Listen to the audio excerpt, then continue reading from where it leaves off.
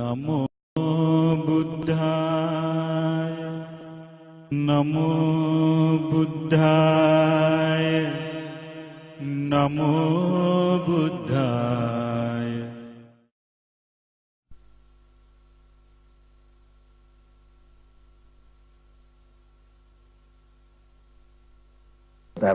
නම්බුදා වැඩසටහන තුලින් දැන් ගියවතාවෙත් අපි විශේෂ මං හිතන්නේ මාතෘකා කරගත් සූත්‍රයක් අපි කතා වුණා මේ කර්මය අනුසාරයෙන් කොහොමද මේ කර්ම හැඩ ගැසෙන්නේ කියන එක උපපජ්ජනීය වේදනීය කර්මයන් කොහොමද අපරාපාරික වේදනීය කර්ම මෙවැනි දේවල් වලට කොහොමද අපි මේ කර්මය රැස් වෙන්නේ කොහොමද මේ කර්මය පිළිබඳව රැස්වීමේදී විශේෂත්වයක් වුණේ මේ පරිසරය යන කතා කිරීම ගැන අපි කතා වුණා. දැන් එහිදී කරුණු හතරක් ගැන අපි කතා වුණා. කුසල කර්මයක් කරන අය කුසල කර්මයන් කළා සුගතියට යාම කුසල කර්ම කළා දුගතියට යාම අකුසල කර්ම කළා දුගතියට යාමත් අකුසල කර්ම කළා සුගතියට යාම මේ පිළිබඳව අර්ථකථනයක් දීපු ශාස්ත්‍රුන් කීප දෙනෙක් ගැන අපි කතා වුණා. ඒ අයගේ අත්දැකීමක් කියප එක බුදුරජාණන් වහන්සේ ප්‍රතික්ෂේපකට කිව්වේ ඒක කරනවා නම් ඒක සාමාන්‍යකරණයක් කිරීමක් කරන්න බෑ හැමෝටම මේක බලපෑත් වෙන ආකාරයකට මේ යම් සිදුවීම් හරහා තමයි මේක වෙන්නේ. ඒක හන්දා මේක පිළිගන්න පුළුවන්. ඔව් කුසලයක් කරොත් යනවා සුගතියට යනවා. අකුසලයක් කරොත් දුගතියට යනවා. හැබැයි ඒක යම් කිසි විදිහට අර්ථකථනය කිරීමේදී කාරණා හතර කිරීමේදී තමාට කියන්න බෑයි කියා සාමාන්‍යකරණයක් කරමින් මේක හැමෝටම බහුල පොදු දෙයක් හැටියට සලකන්න බෑයි කියන එකක් හැටියට තමයි ගෙවදාවේ හේතුව මන්දයත් මේක මේ පරිසරය සම්බන්ධව කරුණු කාරණාවක් කෙනෙකු අකුසලයක් කරමින් ඉඳලා කුසලයට සම්බන්ධ වුණොත් ඒ කුසලයෙන් දිව්‍ය ලෝකයකට ගියොත් ඒ දිව්‍ය ලෝකෙදී තමාට පුළුවන් නම් තමාගේ ඒ අපි ඥාන වර්ධනය කරන්න පුළුවන් වුණොත් නිරුද්ධ කර ගැනීමට පවා යා හැකියවොත් අපිට නැවතතාවක් දුගතියට එමක් නැහැ කියන එකත් හැබැයි දුගතියට ඒ කියන්නේ අවබෝධයක් නැතුව දුගතියට දිගටම ධර්ම මාර්ගයට බාහිරම කටයුතු කරමින් සුගතියේ කුසලයන් කර්මයන් කරගෙන ඉන්න අවසාන කාලයේදී ධර්ම මාර්ගයෙන් එළියට ඇවිත් යම් කිසි විදිහට අකුසල් කර්ම කරගෙන හිටියොත් පෙර අකුසල් සමග මේ අකුසල් එකතු වෙලා තමාගේ ඊළඟ භවය මේ අනන්තයට යෑම හෝ නිරයට යෑමට හැකියාවත් ඒ පිළිබඳව අපි කතා කරා. දැන් මේ සීල දේ කරුණු කාරණා කතා කරන ගමන්ම මම හිතන්නේ මේක අපිට විග්‍රහ කර ගැනීමට හැකියාව උනේ ලොකු ස්වාමීන් වහන්සේ අපිට ඉස්සෙල්ලා වැඩසටහනේදී මේ අපි කතා කරේ කොහොමද මේ විභංග සූත්‍රය ගැන කතා ගිය වතාවේදී කර්ම විභංගය කොහොමද මේ කර්ම විභංග කළා බෙදාවෙන්කට පෙන්වපු ආකාරයත් ඊට පෙර අපි ගත්තේ ධාතු විභංග සූත්‍රයත් අනුසාරයෙන් තමයි අපි කතා කරේ. දැන් මේ විභංග කළ කොටස් කර පෙන්වීමේදී මේ කියන දේවල් ගැන තමයි අපේ හිත ධර්මය කෙරෙහි කොච්චර ආකාරයකට නැඹුරු යුතුද ධර්ම එක්ක කැටි කරලා තමයි අපි හැමතාවෙම හිත ගත යුත්තේ ඊළඟ භවයේ ප්‍රයෝජනත්වයකට ලබා ගන්න නම් කොයි ආකාරයෙන්ද අපි සකසා ගත යුත්තේ කියන එකයි. ඉතින් අද වැඩසටහනත් දැන් වැඩසටහන ආරම්භ කිරීමට ප්‍රථම සුපුරුදු පරිදි මම අපේ නායක ස්වාමීන් වහන්සේ කියලා ස්වාමීන් වහන්සේගෙන් ඉල්ලා සිටිනවා අද වැඩසටහන පටන් ගන්න අවසර ඉල්ලා සිටිනවා ස්වාමීන් වහන්සේ. ස්වාමීන් වහන්සේ දැන් අර ගියවතාවෙත් අපි ඔය කර්මයන් කරන ගමන්ම මට හිතෙනවා තවත් මේකට සමාන එකක් මේක ලොකු ස්වාමීන් වහන්සේ කතා කරලා තියෙනවා මේ සම්බන්ධව මේ ගිය සූත්‍රය සම්බන්ධව. දැන් අර ගියවතාවෙත් අපි මේ කතා කරමින් සිටි ස්වාමීන් වහන්සේ මේ කොහොමද මේ පරිසරය ඇති කරගන්නේ කියන එක. දැන් පරිසරයක් නැත්තම් මේකට පුහුණුවක් අවශ්‍ය වෙනවා. යම් කිසි පුහුණුවක්. මේ සූත්‍රය තුල ඔය පුහුණුව මම දැක්ක තියෙනවා පුහුණුව සහ දියුණු කරගත් යුතු දේවල් ගැන මේ මාතෘකා මේ අපි කියවොත් එම සිරස් මේ හෙඩ්ලයින් හැටියට ගත්තොත් අපි සිරස් යටතේ ගත්තොත් එහෙම තියෙනවා පුහුණු කළ යුතු දේවල්ුත් වැඩි දියුණු කරපු යුතු දේවල්ුත් කියලා ස්වාමීන් වහන්සේ. දැන් මොකද සිත විසිරී තියෙනවා. එකපාරට භාවනාවකට යෑමේදී එතනට ඒ සිත එකතු කර ගන්න පුළුවන්. මේ පරිසරයේ එකටත් යම් කිසි විදිහකට බාධාවක් වෙනවද යම් කිසි කෙනෙකු භාවනාවක් කරන්න ගියොත් කියන කතාව. මොකද සමහර වෙලාවට හිතෙන්න පුළුවන් මෙතන සුදුසු තැනක් කියලා තමයි භාවනාව ආරම්භ කරගන්නීමට. හැබැයි එතන කියලා භාවනාව මේ සමාධියක් වඩන්න උත්සාහ කිරීමේදී සතිය මේ තමාට ඔක ගැස්සිලා යන්න පුළුවන් ආකාරයක පුළුවන්ද කියන එක. මොකද එතනදී ඒකට මේ පරිසරය බලපානවාද කියන එක ස්වාමීන් වහන්සේ. ඉතින් එහෙමනම් ඒ කිරීමට ප්‍රථම යම්කිසි පුහුණු කිරීමක් අවශ්‍යද? එතනින් එහාට මොකද්ද කරගත යුත්තේ කියන එක තව දුරට වැඩි දියුණු කරගන්න නම් අන්න ඒ අවස්ථාවේ කුමන අවස්ථාවකද එහෙම අපිට බහැලා ඊට පස්සේ අපිට තමාට කැමති දෙයක් කරගන්න පුළුවන් කියන මම මේක දෙක තුනක් මට හිතට ආව ස්වාමීන් වහන්සේ දැන් අර අපි කියනවා ආරණ්‍යගතව ශුන්‍යානගතව කොහොම කියනවා රුක්ක මූලගතව කියලා. දැන් මේවටම අපි දැන් අපේ විශ්වාසයක් තියෙන මේ තුනට යන්න යා යුතුයි කියලා. දැන් එතකොට මේ පරිසරයේ පිළිබඳවත් මට ගැටලුවක් තියෙනවා. එහෙනම් පරිසරයක් තියෙනවා නැත්නම් ගෙදර ඉඳන් මේක කරන්න පුළුවන්ද කියන්නේ. කොහොමද ස්වාමීන් වහන්සේ මේක දකින්න ස්වාමීන් වහන්සේ මේ ආකාරයෙන්? නමෝ බුද්ධාය. මම හිතන්නේ මහත්තයා හරි වැදගත් ප්‍රශ්නයක්. ඔය ප්‍රශ්නේ එහෙම මතුවෙනවා ඔය සූත්‍රයෙන්. ඒ කියන්නේ ආරණ්‍යයකට ගිය පමණින් වෘක්ෂයකට ගිය පමණින් මේ කාරණේ ඉෂ්ට කරගන්න පුළුවන්ද කියන ප්‍රශ්න මතුවෙනවා. මොකද හේතුව අර කිමිකාලා කියන සෝලස කියවත කියපුවම මම මේක දිහා බැලුවේ.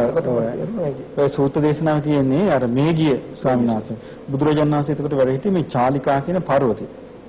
එතන මේගිය ස්වාමීන් වහන්සේට හිතුණා ජන්තු කියන ගමට පින්ඩපාතේ වඩින්න. උන්වහන්සේ බුදුරජාණන් වහන්සේගෙන් ඒව වාග්යතුන් වහන්සේ මට හිතෙනවාද මොකද ඒ කාලේ බුදුරජාණන් වහන්සේගේ උපස්ථාන කටයුතු කළේ උපස්ථායක මේගිය ස්වාමීන් වහන්සේ. ආනන්ද ස්වාමීන් වහන්සේ නේ මේගිය. ආනන්ද ස්වාමීන් වහන්සේ පත් වෙන්න ඉස්සර වෙලා. උපස්ථායක මේගිය ස්වාමීන් වහන්සේ. ඉතින් ඇහුවා මේ වාග්යතුන් වහන්සේ මම මේ ජන්තු ගමට පින්ඩපාතේ වඩින්නද කියලා ඇහුවා. හොඳයි කිව්වා. ජන්තු ගමට පින්ඩපාතේ වැඩියා. වැඩලා ඉතින් පින්ඩපාතේ වැළඳුවා. වන්දන එන ගමන් ආව කිමිකාලා කියන ගඟ අයිනේ. ගඟ අයිනේ දැන් ඉතින් මෙයා සක්මන් කරගෙන මේ හාදර වැල්ලේ එනවා දැන්. එනකොට දැක්කා මේ ගඟ අයිනේ තියෙන ලස්සන අඹ වනයක්. දැකලා කල්පනා කළා අඹ වනේ බලලා ශාමිතන අර ෂෝක්නේ මේ භාවනා කරන්න වීර්ය වඩන කුල පුත්තියකට කියාපු තැනක දැන් මේ තනියම කල්පනා කරලා හිතනවා භාග්‍යතුන් වහන්සේ මට අවසර දුන්නා මම මෙතෙන්ට එනවා. ඊට පස්සේ මේ ස්වාමීන් වහන්සේ කෙලින්ම ගිහිල්ලා බුදුරජාන් වහන්සේට වන්දනා කළා කියනවා භාග්‍යතුන් වහන්සේ මම මේ ජන්තු ගමට පින්ඩපාති වැඩියා. මම ඒ ගම මේ කිමිකාලා කියන ගඟ අයිනේ පොඩ්ඩක් සක්මන් කළා. මේ ෂෝක් අඹවණයක් තියෙනවා. මට නම් හිතුණා මේ වීරිය වඩන කුල පුත්‍රයෙකුට කියාපු තැන භාග්‍යතුන් වහන්සේ අවසර දෙනවා නම් මට මෙතනට යන්න මම කැමතියි කියලා. ඒතර දැන් භාග්‍යතුන් වහන්සේගේ උපස්ථායක බුදුරජාන් වහන්සේ වදාලා මේ භික්ෂුව එහෙනම් කවුරු හරි නිකන් පොඩ්ඩක් ඉන්න කියලා. එතකොට දැන් මෙයාගේ තියෙන හදිස්සිය. මේක අනේ භාග්‍යතුන් වහන්සේ නම් කතන් කරණියන් කලිද්දී සම්පූර්ණ කළා. අනේ මට එහෙම නෑ මට කරගන්න මේකේ කොච්චර දේවල් තියෙනවද කියලා. ඒ නිසා භාග්‍යතුන් වහන්සේ මට මේ අඹවණේට යන්න. ආයෙ දෙවෙනි පාරත් බුදුරජාණන් වහන්සේ කියන භික්ෂුව පොඩ්ඩක් ඉන්න කවුරු හරි එනකන් කියලා. ඊට පස්සේ දෙවෙනි පාරත් මේ ස්වාමීන් වහන්සේ කියන භාග්‍යතුන් වහන්සේ නම් කලියුත් කරගෙන ඉන්නේ. මටනේ දැන් තාම මේක කරගන්න තියෙන නිසා එහෙනම් මට අවසර දෙන්න. ඉතින් බුදුරජාණන් වහන්සේ කියන එහෙනම් යන්න ඕන නම් එහෙනම් ඉතින් කමන්නේ කියනවා. ඉතින් යන්න කියනවා. බුදුරජාණන් වහන්සේට වන්දනා කළා. දැන් මෙයා බොහොම සතුටින් අර කිමිකාලා කියන ගඟ අයින්ට ගිහලා පොඩ්ඩක් සක්මන් කළා. අඹගස් සිවනේ වාඩි වුණා. දැන් ඔන්න ආරණ්‍ය රුක්ක මූල ඔක්කොම දැන් තියෙනවා. සිංහාකාරය ඔක්කොම තියෙනවා. දැන් ඉතින් මෙයා හිතුවනේ මෙතනට දැන් මේ නිස්සබ්ද පරිසරයේ සාන්දු අපි ගොඩක් පරිසරය ගැන කතා වෙනවනේ. මොකද ඔක වෙලා තියෙන සෑනස් අර කියන කතාව හඳනේ ශුන්‍යනගත. නෑ ඒක හරි ඉතින්. මේ පරිසරය ඕනේ. නමුත් අපි දන්නේ අපිට හරියට මේක අචු වෙනවද කියලා නේ. ගැළපෙනවද කියලා. අපි දන්නේ නෑ හරියට. ඒක වෙලා තියෙන්නේ. ඊට පස්සේ මේ පරිසරයේ අපිට ගැළපෙනවද කියන කාරණේ ගැන අපි දන්නේ නැහැ. අපි හිතනවා ගල්ලෙන්නක් දැක්කුත් ආශෝක් ගල්ලින මෙතනට යන්න ගහක් දැක්කුත් ෂෝක් ගහයට මෙතන ඉන්නවා කියලා අපි හිතන්නේ. දැන් මේ ස්වාමීන් වහන්සේ නමුත් මේකේ විස්තරය තියෙනවා අටුවාවේ. උන්වහන්සේ අවුරුදු 500ක් රජ කරපු භූමිය කියනවා. ඒතකොට රජකුමාරිකාවොත් එක්ක ඇවිල්ලා උයන් කෙල්ලි නටපු තැන කියනවා. දැන් සමහර මෙයාගේ මේ සම්බන්ධතාවත් එක තමයි මෙයාට මෙතනට වැඩිපුර හිත ගියේ. එයා දන්නේ නැහැ ඒක. දැන් ඒ වාඩි වෙලා භාවනා කරන්න පටන් ගන්න එකට මෙන්න මෙයාට එනවා මිත්‍යා සංකල්ප, කාම සංකල්ප, ව්‍යාපාද සංකල්ප, විහිංස සංකල්ප එනවා. දැන් බලාපොරොත්තු නැති විදිහට මේ සරාගී සිතිවිලි එනවා. බලාපොරොත්තු නැති විදිහට හිත ගැටෙනවා. දැන් මෙයාම කල්පනා කරනවා මේ හරි අපුදුම සාගතයි. මට මෙතෙක් ඇවිල්ලා නැහැ නේ මෙහෙම සිතිවිලි. මට මෙහෙම ඇවිල්ලා නැහැ නේ. මට මෙතෙක් මෙහෙම මේ මිත්‍යා සිතිවිලි ඇවිල්ලා නැහැ නේ. මිත්‍යා සංකල්ප ඇවිල්ලා නැහැ නේ. ඊළඟට මිත්‍යා විතරක ඇවිල්ලා නැහැ නේ. දැන් හරි පුදුමයිනේ කියලා දැන් මෙයා පුදුමයටපත් වෙනවා. දැන් මෙයා බොහොම මාරුවෙන් දැන් ඉන්නවා මෙයාට කරගන්න බෑ. බුදුරජාණන් වහන්සේ ළඟට ආය යනවා. කියලා කියන භාග්‍යතුන් වහන්සේ මම මෙහෙම ගියා මට මෙන්න මෙහෙම වුණා කියලා. හිතපු නැති දෙයක් මට සිද්ධ වුණා කියලා. ඉතින් බුදුරජාණන් වහන්සේ ඉතින් තමයි දේශනා කරන්නේ මේ හරි ලස්සන වචනයක් උන්වහන්සේ දේශනා කරනවා මේ චේතෝ විමුක්තිය පිණිස. ඒ කියන්නේ ධර්මාවබෝධය පිණිස නැත්නම් නිවන පිණිස මෝරපු නැති සිත මෝරා ගැනීම පිණිස කරුණු පහක උපකාර ලබන්න ඕනේ කියලා. දැන් අපිට තියෙන්නේ නොමේරු සිත්නේ. දැන් අපි හිතන්නේ මේ නිවනට මෝරලා කියලානේ. සමහර මෝරපු සිතක් තියෙන්න පුළුවන් අපි දන්නේ නැහැ නේ. මොකද ස්වාමීන් වහන්සේ දැන් ඔය වගේ එකක් සිද්ධියක් වුණා මේ අපිට මේ අපි දැක්ක ස්වාමීන් වහන්සේ කෙනෙක් දැන් මාස කිහිපයකට පෙර අපහත් වුණා. තරුණ ස්වාමීන් වහන්සේ කෙනෙක් එපා කියද්දි කැලේ ගිහලා භාවනා කළා කියලා සර්පෙක් දර්ශන කරාය කියලා ඔහොම එකක් මේ අපේ මම දැක්ක මේ වික්ෂු වෝඩ් එකේ ඒතරමත් වෙ හිටියේ ඒ ස්වාමීන් වහන්සේ. දැන් මේ ඒ ක්‍රීම මෙතන මට දැන් මෙතන ඒක ටික කවබෝධ වුණා. ඇයි නොයා යුතුයි කියලා කියගන්න නැත්තේ මේ සාමාන්‍ය මේක වෙලා තියෙනවා. සමහර අයට තියෙනනේ හදිසිය. හදිසියට පස්සේ හදිසියත් එක්ක එනවනේ කියන දේ අහන්නේ නැති එක. දැන් මේ ගියේ මේ හාමුදුරන්ට තේකරුනේ හදිසිය. දැන් බුදුරජාණන් වහන්සේ රණුනා ඒක නවත්තන්න.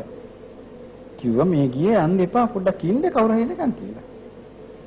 හිටියේ නැහැ. බුදුරජාණන් වහන්සේ කියනවත් අහන්නේ නැත්තම්. හදිසියට මේ අනිත්‍ය කියන්නේ වහින්දනේ. හරියට මේ ස්වාමීන් වහන්සේලා කරදර වලට පාත්‍ර වෙනවා මේ හදිස්සිය නිසා.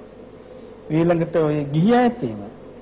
ඒ සමහර ගිහියන් ඉන්නවා අපි බණ භාවනාවල් කරන්න එහෙම කලබලයට කරන්න එපා ඉවසීමෙන් කරන්න එක මේ අපි ඉවසීමෙන් කරන්න කියනවා කියන කාරණේ ගන්නෙ නෑ. අපි හදිසි වුණාට බෑනේ මේ මෝරහ නැත්තම්. ඒ කියන්නේ යම් කිසි දෙයක් හරි වැදගත් වචනයක් තියෙනවා එතන. මේරු ඒ කියන්නේ පරිපක්කමන්වා. ඒ කියන්නේ මේ මෝරන්න ඕනේ කියනවා. අපේ සිත ප්‍රඥාව මෝරන්න ඕනේ කියනවා. ඒ මෝරන්න උවමනා කරන අනුග්‍රහය ලැබෙන්න ඕනේ කියනවා. දැන් මටත් ඔය හදිසිය තිබිච්ච එකනේ. මම ওই සිරිපාද කියලා හරියට ගිහිල්ලා මම හරි පුදුම දේවල් කරලා තිනවා ඒ කාලේ. දැන් මට හිතලා තියෙනවා මේ වනාන්තරයට ගිහිල්ලා දිගට වාඩි වෙලා භාවනා කරන්න ඕනේ මැරෙන්නකම් කියලා. අයිය අර මම අහලා තියෙනවා අර ගලක් උඩට නැගලා හත් නමක් මේ වීරිය කළා කියලා මට ඕක ආපු වෙලා ඉඳලා මට දැන් හරි ආසාවක් තියෙන ඕක කරන්න. මම හිතන්නේ ස්වාමීන් වහන්සේ අර පුක්කුසාති ස්වාමීන් වහන්සේ එක්කෙනෙක් නේ. පුක්කුසාති එක්කෙනෙක්. දැන් මට ආසාවක් තිබුණා නම් කල්පනා කළා අනේ මට මාත් එක්ක මේක යන්න කවුරුත් නැහැ නේ කියලා. මං ඉස්සර හාමුදුරුවන්ට කියන යන්න ගිහිල්ලා මැරෙනකම් භාවනා කරන්න කැලේක ගිහිල්ලා කියලා. එන්නේ කවුරුද? ඊට පස්සේ මං තනියම ගියා. එතකොට තමයි මට තේරුනේ මේ මගේ මොකක් හරි වාසනාවකට මගේ හිතට ආවා මේ පින්මද කියලා. දැන් මට පින්මද කියන එක ආවේ හිතනවත් හරියක එක නෙමෙයි. මෝරලමදි. ඒ පින මෝරලමදි. ඒ පින මෝරන්න ඕනේ. ඒ වැඩේට සුදුසු විදිහට ඒක මෝරන්න ඕනේ. මෝරලා නැහැ. දැන් අපි ගත්තොත් පුක්කුසාති තනියම මහාන වෙලා පාරේ ඇවිල්ලා කුඹල්හලක නැවතිලා හිටින හොඳට මෝරපු චරිතය. දැන් බුදුරජාණන් වහන්සේ මොන කියන්නේ ඇහුණා ප්‍රතිඵල මෝරලා. මෝරපු නෙළුම වගේ නේ. ඉතින් ඒ නිසා හිරුරැස් වැටෙනවා විතරයි ඉතින් නෙළුම පොහොදිනවා නේද? ඒ වගේ එක දැන් අපිට වෙලා තියෙන අපි ඒ වගේ දැනුමක් ඕනේ නිහතමානී දැනුමක්. දැන් මේකේ දැන් අපිට අපි ගත්තොත් අපි ධර්ම මාර්ගයේ මුල් කාලේ යන කාලේ ඉතින් අපිට හරියට කියන්න දෙන්න කෙනෙක් නැහැ. ඉතින් කවුරුත් ඉතින් අසරණයිනේ. ඊළඟට ගුරුවරු භාවනා ගුරුවරු අපිට මොන කියලා තියුණා උන්වහන්සේලාට මම හැමතිස්සෙම නමස්කාර කරනවා. උන්වහන්සේලාගෙන් මම චුට්ටක් හරි ඉගෙනගෙන තියෙනවා නේ කියන්නේ. අර ලොකු විග්‍රහයක් කළා දෙන්න බෑනේ. අසමර්ථයිනේ සාමාන්‍ය අපේ හිත වෙනස් කරන්නේ. සාමාන්‍යයෙන් ස්වභාවයක් තමයි දැන් බුද්ධ වචනයක් ඉස්පතු කරලා කතා කළොත් සාමාන්‍යයෙන් අපි ඒකට කීකරු වෙනවා. හිත නමනවා. අර පුද්ගලික මතයක් කතා කළොත් සාමාන්‍යයෙන් අපි හිතනවා නෑ මේක පුද්ගලික මතයක් නෙවෙයි වෙන එකක් ඇතිනේ. කියලා අපි සාමාන්‍යයෙන් එහෙම හිතනවන්නේ. ඒතකොට දැන් ඒ වගේ ස්වභාවයක ඉන්නේ සාමාන්‍ය ගොඩක් අය ඉන්නේ. ඉතින් නමුත් මේකේ බුද්ධ වචනය. මේකේ කියනවා මේ නොමේරු විමුක්තිසිත මෝරා ගැනීම පිණිස කරුණු පහකින් අනුග්‍රහ ලැබිය යුතුයි කියලා. දැන් ඔය කරුණු පහකින් අනුග්‍රහ ලබන්නේ නැතුව කැලේ ගියා කියලා ඒක ප්‍රයෝජනක් වෙයි කියලා මට හිතන්න අමාරුයි. ඒ කියන්නේ තනියම මේක කරගන්න ඕනේ කියන අදහසෙන් සමහරව ඉන්නවනේ. එහෙමත් කරගන්න පුළුවන් කියලා හිතන්න අමාරුයි. මොකද තමන්ගේ මේ පිළිබඳ විග්‍රහය දන්නේ නැහනේ. දැන් අපි ගත්තොත් නොමේරු විමුක්තිසිත මෝරා ගැනීම කියන කාරණේදී මේ මේරු නොමේරු බාකුලෙන් විග්‍රහය දන්නේ මේ ඉන්ද්‍රිය පරව පරියත් ඥානයේ තියෙන කෙනෙක් විතරනේ. වෙන කෙනෙක් දන්නේ නැහැ නේ.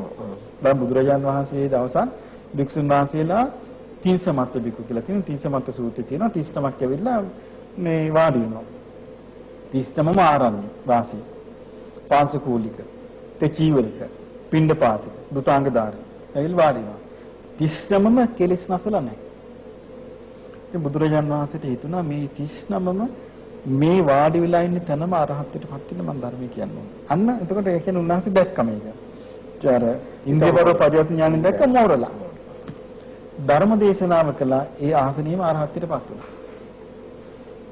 දැන් එතකොට අර උපස්ථාන කර කර හිටියා මේ කවුද මේ ගිය ස්වාමීන් වහන්සේ නම් මෝරලා නැහැ. ළඟ උපස්ථාන කර කර ඉන්න මෝරලා නැහැ. ඊට පස්සේ මේ ස්වාමීන් කියන නොමේරු චිත්ත විමුක්තිය මේරියම් කියන. හොඳට මතක තියාගන්න අපි අදහස් මේ වචන. නොමේරු චිත්ත විමුක්තිය. ඒ කියන්නේ චිත්ත විමුක්තියටපත් වෙන ආකාරයට හිත මෝරලා නැහැ. ඒ මේරියම් පිණිස කරුණු පහකින් අනුබල වෙන්න ඕනි කියලා.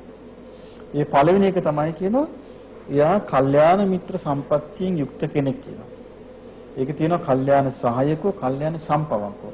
කල්යාණ යහළුවන් ඇති බව සහායකයන් උදව්කාරීන්ව කල්යාණව කල්යාණ මිත්‍රයන්ට නැඹුරු වෙලා ඉනවා. කියන්නේ එයා අඳුරනවා. එයා කල්යාණ මිත්‍රයව අඳුරාගෙන කල්යාණ මිත්‍රයව කිට්ටු ආශ්‍රය කරනවා කියනවා. මොකද එයා මේ කල්යාණ මිත්‍රයාගේ සහාය Tamanට ඕනේ කියන අදහසේ ඉන්නවා. එතකොට මේ නොමේරු චිත්ත විමුක්ති මේරීම පිණිස කල්යාණ මිත්‍රයාගේ සහාය ලබා ගනිමින් කල්යාණ මිත්‍රයාගේ සහාය රැඳෙමින් වාසය කරන්න ඕනේ කියනවා. මේක තමයි කියන පළවෙනි කාරණය. කල්යාණ මිත්‍ර දැන් බුදුරජාන් වහන්සේ කාලේ භික්ෂුන් වහන්සේලා පැවිදි වුණාම ඊට පස්සේ තියෙනවා නිසි සමාදන් වෙනවා කියලා එකක්. නිසි සමාදන් වෙනවා නිස්සය කියලා කියන්නේ මේ ඇසුරු කරනවා. නිස්සයාචාර්ය කියලා කියන්නේ ඊට පස්සේ ඇසුරු කරන එකට කල්යාණ මිත්‍රයන් වහන්සේ නමක් නැත්නම් වැඩිහිටි ගුරුවරේ නිස්සයාචාර්ය කියලා කියනවා. ඒතර නිස්සයාචාර්යයන් වහන්සේ ඇසුරු කරගෙන නිසි සමාදන් වෙලා ඉන්නවා. ඒක අවුරුදු 5ක්. ඒ අවුරුදු 5 ඇතුළත ඒ කාලේ අරහත් පරම්පරාව ආපු ක්‍රමේ දැන් නැහැ ඒව. මේ ඊට පස්සේ අවුරුදු 5 ඇතුළත ධර්මයේ කෙරෙහි විනය කෙරෙහි හොඳට දැනුම ඇති කරවලා සැක සංකා නැතුව තනියම විනය කර්ම කරගන්න හැටි, දහම් කරුණු තනියම විග්‍රහ කරගන්න හැටි, සමථ විදර්ශනා භාවනා සිත නංව ගන්න හැටි ඔක්කොම උගන්වනවා. අවුරුදු 5 උගන්වනවා. අවුරුදු 5න් පස්සේ නිස මුක්ත. ඒ නිසෙන් ඒක නේ ඇසුරු කරගෙන ඉන්න එකකින් ආර නිදහස් වෙන්න පුළුවන්. ඊරෝසියන්ට තනියම යන්න ඕන කැලේ. ඒතර කල්යාණ මිත්‍ර සේවය තමයි එතන තියෙන්නේ. ඒ කල්යාණ මිත්‍ර සේවයෙන් ගත්තු හයියෙන් තමයි යන්නේ. දැන් කොහෙද මේක? අර ඇප්‍රෙන්ටිස් කරනවා වගේ. ඒ වගේ. දැන් මොකුත් නැහැ. ඒ නිසා ඒ කාලේ යුගයේ මේ යුගය අතර ලොකු වෙනසක් තියෙනවා. ඒ කියන්නේ පාරිසරික වශයෙන් වෙනසක් තියෙනවා, ආධ්‍යාත්මික වශයෙන් වෙනසක් තියෙනවා, ශාරීරික වශයෙන් වෙනසක් තියෙනවා. දැන් ශාරීරික වශයෙන් තියෙන වෙනස තමයි ඒ කාලේ බුදුරජාන් වහන්සේ ධර්මයේ විස්තර වෙනවා. ඒ ආහාරයක් වැළඳුවාම දවස් 7ක් ඉන්න පුළුවන් කියන කුසගින්නේ. ඒක ඔරොත්තු දෙනවා. අද මේ දැන් දවල්ට වළඳලා අපි හෙට උදේට වැළඳුවේ නැත්නම් හෙට දවල් වළඳනකම් නැගිට පනන්නේ. හයියක් නැහැ. එතකොට කායිකව හයියකුත් නැහැ. දැන් සාමාන්‍යයෙන් අපිට හොඳටම උදාහරණයක් ගන්න පුළුවන් ඔලිම්පික්. දකුණු ආසියාවටම රම්ප දක්වන්නේ නැහැ. ඇයි ඇගේ හයියක් නැහැ. ඇඟේවත් හයියක් නැහැ. හිත ගැන කවර කතාවද? එතකොට අපිට මේකෙන් තේරුම් ගන්න තියෙන්නේ අපි සාමාන්‍යයෙන් ඒ කිව්වට අපිට සංසාරියාපු පින්බලයක් තියෙන්න පුළුවන්. නමුත් ඒක හරියට මෝරලා ගන්න නම් මං කිව්වේ ඒක කල්යාණ මිත්‍රයන්ගේ සහාය පළවෙනි එක. දෙවෙනි එක තියෙන්නේ සීල සම්පත්තිය ඇති කර ගන්නවා. ඒක සීල සම්පත්තිය විස්තර කරනවා ලස්සනට. පාතිමොක්ඛ සංවර සීලේ පාතිමොක්ඛ සංවරයේසු ආචාර ගෝචර සම්පන්නෝ අනුමත්තේසු වජ්ජේසු බහදස්සාවි සමාදාය සික්ඛති සික්ඛාපදේසු. ඒක හරි ලස්සනයි. මේ පාමොක්ඛ සීලේ සමාදන් වෙලා ආචාර ගෝචර සම්පන්නෝ වැදගත් විදිහට කතා කරන වැදගත් විදිහට ක්‍රියා කරන අවතුම් පැවතුම්. ඒකට අපි හොඳ වචනේ ඒක වැදගත්කම.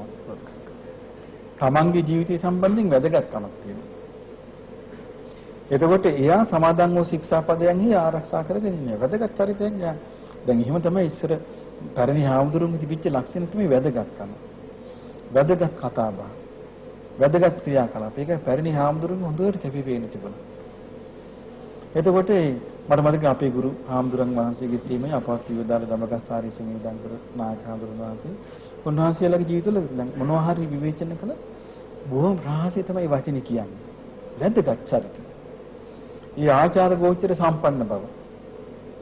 එතකොට ඒකම මේ අනුමත්තේසු වජ්ජේසු බහදස්සායි මේ කුඩා වරදිත් බිය දකිමින් වාසය කරනවා. ඒ කාලේ විශේෂයෙන්ම රහතන් වහන්සේලාගේ පරම්පරාව ගත්තොත් ඒ පුදුම විදිහට ඒ චරිතවල ඒ වැදගත්කම ඒ වැදගත් චරිතේ ඒ ඉස්මතු වෙලා තියෙනවා.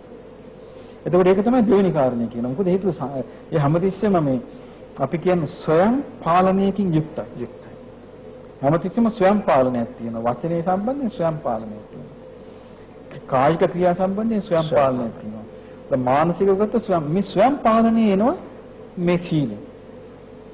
ස්වයං පාලනයෙන් යුක්තයි. ඊළඟට තියෙන්නේ දස කතා නිතර අහන්න ලැබෙනවා කියනවා. අප්පිච්ච කතා, සන්තුට්ටි කතා, පවිවේක කතා, අසංසග්ග කතා, විරියාරම්භ කතා.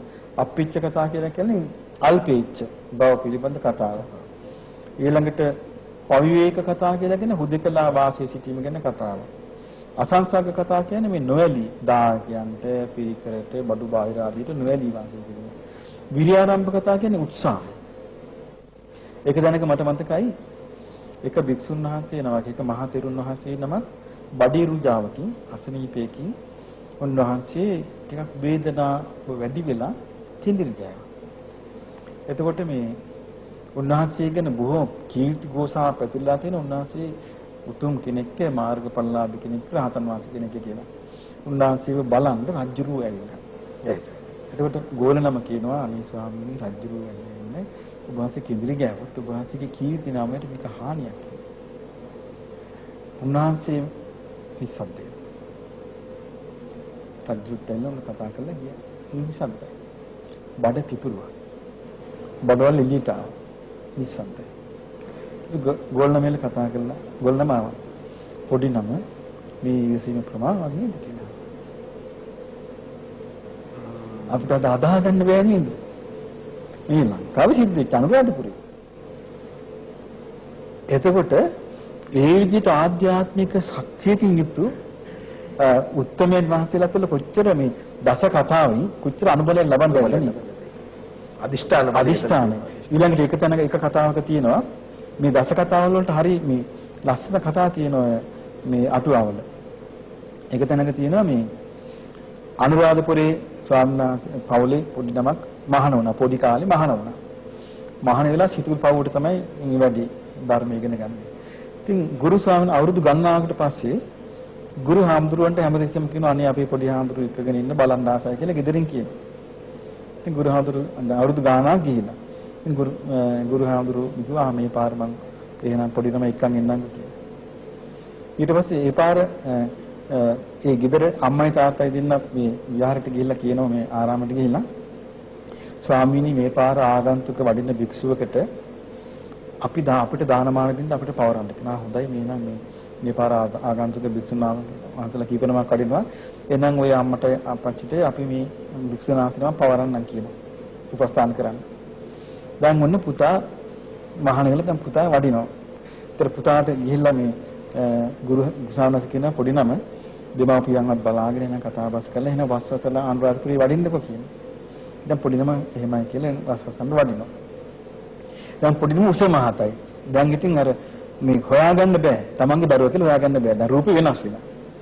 දැන් පොඩි නම දැක්ක අම්මා තාත්තා අඳුනගත්තා. ඒතකොට පොඩි නම දෙමාපියන් අඳුනගත්තේ නෑ. දෙමාපියන් වන්දනා කරලා කියන ස්වාමීනි දැන් අපිට ඔබ වහන්සේ තමයි ලැබිලා තියෙන්නේ මේ වස් කාලේ උපස්ථාන කරන්න. එහෙනම් අපේ ගෙදරට ඇවිල්ලා අපිට ධර්ම දේශනා කළා දානේ වන්දනලා වඩින්න කියලා. මේ වස්තුන් මාසේ දැන් මේ පොඩි නම ගෙදරට වඩිනවා. දානේ වන්දනවා. බණ ටිකක් කියනවා. අප වඩිනවා. වස්තුන් මාසේ ඉවරුණා. ඊට පස්සේ පොඩි නමට දුන්නා සිවුරකුයි අඳනකුයි ඊළඟට තෙල් ගුලාවකුයි දුන්නා. ඊට පස්සේ මේකත් අරගෙන දැන් පොඩි නම වස් කාලේ ඉවරලා දැන් අප වඩිනවා. දැන් ගුරු හාමුදුරුවෝ ආයෙ වදිනවා අනුරාධපුරේ. අතරමඟදී හම්බ වෙනවා. ඒ පොඩි නම අර ගුරු හාමුදුරන්ගේ පාවල තෙල් දාලා ඊට පස්සේ අර සිවුර ගුරු හාමුදුරන්ට පූජා කරලා පොඩි නම වඩිනවා සිතුල් පවුවට. ගුරු හාමුදුරුවෝ වැඩිය කියලා ආරංචි වුණා. දෙමාපියන් අඬාගෙන ගියා. අනේ ස්වාමීනි කෝ අපේ පුතා කියලා හිතුවා. ඇයි මේ පාසිකාවෙනි පුතා ඇවිල්ලා මේ වස්තුමාසි වැඩිටි අනේ අපේ පුතාද කියලා හිතුවා. මොකද දැන් අම්මගේ අර පුතාගෙන් ඇහුවා දෙමාපියෝ දැක්කද? එහෙමයි ස්වාමීනි. ඒවම් පියොත් එක්ක කතා කළාද කියලා. එහෙමයි ස්වාමීනි කිව්වා. දෙමාපියන්ගේ උපස්ථාන එහෙමයි ස්වාමීනි. දෙමාපියන්ට ධර්මයේ කිව්වද? එහෙමයි ස්වාමීනි කිව්වා. ඊට පස්සේ දෙමාපියෝ කියනවා අනේ පුතා ඉවි නැන්නේ. එතකොට ගුරුහාමුදුරුවෝ කියනවා පුතා තමයි වාසවසල හිටියේ. පුතා තමයි කියන උපාසිකාවන්ගේ ගෙදරට වැඩි. පුතා තමයි කියන මේ දානමාන ආදී උපස්ථාන බල බණ කිව්වේ. අපිට විශ්වාස කරන්න බෑ කියනවා. එතකොට තමයි මේ සිවුර ඔයගොල්ලෝ නෙමෙයි පූජා කළේ කියලා. උපාසිකාව නෙමෙයි මේ සිවුර පූජා කළේ. මේ පුතා මට මේ පූජා කළා කියන මගදී හම්බ වෙලා. ඔන්න එතකොට තමයි මතක් වෙන්නේ මේ අපි පූජා කරපු සිවුරනේ. එතකොට මේ අම්මා තාත්තා කොච්චර සතුටුනාද කියන්නේ මේ අම්මා තාත්තා වැඳගෙන පුතා ඉන්න දිසාවට වැඳගෙන කියන අනේ මාගේ අපගේ පුත්‍ර රත්නේ භාග්‍යවතුන් වහන්සේ වැඩ සිටියා හිස අත ගන්නවා නේද කියලා. ඉතින් ඔයගේ කතා ඇහෙනකොට අල්පේච්ඡ බවට නොඇලීමට හුදේකලා වාසයට ආසාව ඇති වෙනවා. දැන් මේ කාලේ අපිට මේ කතා අහිමිනේ. මේ කාලේ ගහපම් බැනපම් මරපම් කොටපම් ඇහෙන්නේ හැමදෙස්සෙම. දෙතිස් කතානේ. ඉතින් ඒ නිසා කරුණා මෛත්‍රී ඉවසීම දයා අනුකම්පාව නැහැනේ. එතන තමයි මේ සොරේ තියෙන චෝර කතා. ඒක තමයි. රාජ කතාව. ඒ ඔක්කොම තියෙනවනේ. දෙතිස් කතානේ තියෙන රාජ කතා, චෝර කතා, ඉත්ති කතා, පුරුෂ කතා, කෙලවර යුද්ධ කතා, කෙලවර නැහැනේ. 32ක් තියෙනවනේ. ඉතින් මේකේ අර මේ විරිය ආරම්භ කතා, මේව ඇහෙනවා අසංසග්ග කතා, මේ ඔක්කොම ඇහෙනවා. මේ බුදුරජාණන් වහන්සේගේ දේශනා කළා තියෙන මේක අසල්ලේකතාව කියලා කියනවා. ඒ කියන්නේ මේක මේ කෙලෙස් ගෙවා දැමීමට කෙලෙස් කඩා දැමීමට උපකාර වෙනවා කියලා. මේ කතා සීල කතා, සමාධි කතා, පඤ්ඤා කතා. දැන් ඔය අපි සූත්‍ර වලින් කියවෙන්නේ මේ පඤ්ඤා කතා කියන්නේ. ඊස් පඤ්ඤා කතා මේ පොඩ දස කතාව යනවා. ඒතර හැමදාම මේක ඇහෙනකොට ඒකට මේ අතර ඇහෙනකොට මේ දස කතාවෙන් විතරයි විමුක්තියට අනුබල ලැබෙන්නේ. නැත්නම් අපි කාටවත් අපහාස කළා ගැරහුවා කියලා කාටවත් ඒකෙන් ප්‍රයෝජනයක් නැහැ. ඒකෙන් ගරහන කෙනාට ප්‍රයෝජනයකුත් නැහැ, ගැරහුම් ලබන කෙනාට ප්‍රයෝජනයකුත් නැහැ. අර ස්වාමීන් ගියවතාවේ කිව්වා වගේ ඕකෙන් වෙන්නේ අකුසල රැස් කිරීමක් තමයි. පරිසරය හදාගන්න. පරිසරය හදාගන්න පරිසරය. අබබ්බෝ වාසි හදාගන්න. අභව්‍ය වූ පරිසරයක් හදාගන්න. ඔච්චර තමයි. වෙනලාද මොකුත් නැහැ. ඉතින් ඒ නිසා මේ දස කතාවේ තියෙන සීල කතා, සමාධි කතා, පඤ්ඤා කතා, විමුක්ති කතා, විමුක්ති ඥාන දර්ශන කතා. ඉතින් ලස්සන වැඩි කියන්නේ දැන් ඒක බුදුරජාණන් වහන්සේ පස්සට දැම්මේ. ඉස්සෙල්ලා දැම්මේ මොකද්ද? මේ අල්පේච්ඡ කතා, සන්තුට්ටි කතා, පවිවේක කතා, අසංසග්ග කතා, විරියාරම්භ කතා. ඊට පස්සේ සීල සමාධි පඤ්ඤා කතා. මොකද අර ටික ඔක්කොම වැඩෙන්නේ මේ පරිසරයේ පරිසරය. එතකොට ඒක තමයි කියනවා මේ විමුක්තියට විමුක්ති චිත්තේ මෝරන්න උපකාර වන අනුබලය.